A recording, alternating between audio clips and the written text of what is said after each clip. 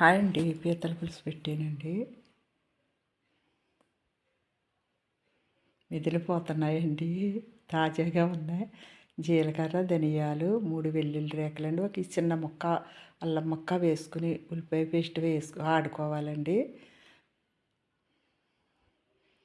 నూనె వేసుకున్నాక ఒక 5-6 మెంతి గింజలు వేస్తేనండి, అదే ఒక 10 గింజలకు ఉంటాయండి, తొక్కు వేసుకోవాలండి. వేసుకుని పచ్చిమిరపకాయలు వేసుకుని బాగా వేపుకోవాలి.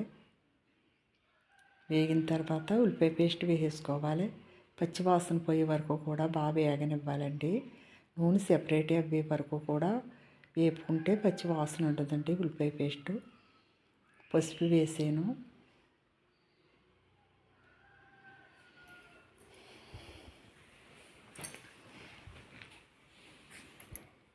నూనె సెపరేట్ అయ్యేదాకా కూడా వేపుకుంటే అండి ఉల్లిపాయ పేస్టు బాగుంటుందండి, పచ్చి వాసన ఉండదు. నూనె సెపరేట్ అయ్యింది కదండి. నూనెకి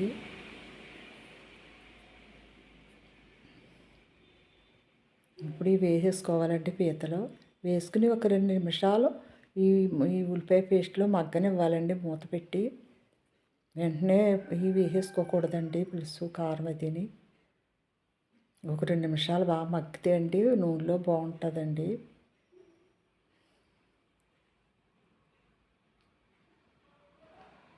మూత పెట్టి 2 నిమిషాలు మగ్గనివ్వాలి. ఇప్పుడు కారం అది వేసేసుకోవాలండి. పసుపు వేసాను కాబట్టి కారం వేసుకుని ఒక 2 నిమిషాలు పచ్చివాసన పోయే వరకు కూడా బాగా మగ్గనివ్వాలి.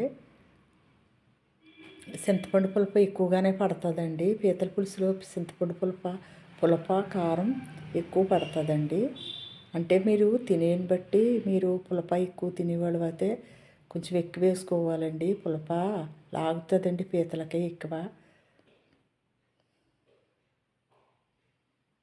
నేను ఒక 10 నిమ్మకాయ సైజ్ అంతా ఎక్కువే వేసానండి. పులప కారం పులుపు కూడా ఎక్కువ పడుతుందండి. మూత పెట్టి ఒక 10 నిమిషాలు బాగా మరగనివ్వాలండి. మరిగిన తర్వాత ఉప్పు వేసానండి, కళ్ళుప్పు వేసాను. వేసి బాగా మరగనివ్వాలండి దగ్గర పడే వరకును. లాస్ట్లో కొత్తిమీర వేసేసుకోవటమేనండి, అంతే అండి. మీకు నచ్చితే నా ఛానల్ సపోర్ట్ చేయండి, లైక్ చేయండి. దగ్గర పడాక కట్టేసుకోవటమండి స్టవ్, అంతే అండి. అది కూడా మరిగిపోయింది. మీకు నచ్చిందండి పీతల పులుసు? లైక్ చేయండి, నా ఛానల్ సపోర్ట్ చేయండి.